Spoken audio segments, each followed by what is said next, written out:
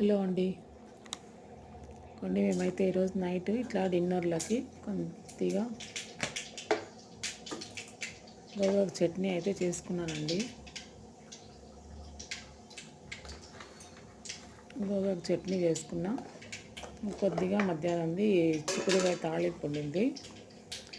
అది రెండు ఇప్పుడు సర్దుకుందామని గోగాకు చట్నీ, చిక్కుడుకాయ తాళింపు బాగుంటుందండి కాంబినేషన్. రైస్లోకి. టిఫిన్ ఏం చేయలేదు, రైసే అండి. కాకపోతే ఆనియన్ కొంచెం ఎక్కువగా వేసుకున్నామంటే మాత్రం బాగుంటుంది.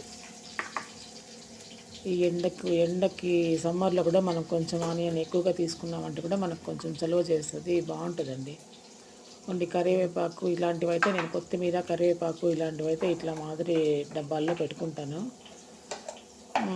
బాగా ఫ్రిడ్జ్లో బాగా సెట్ అవుతాయండి ఇట్లా డబ్బాలు.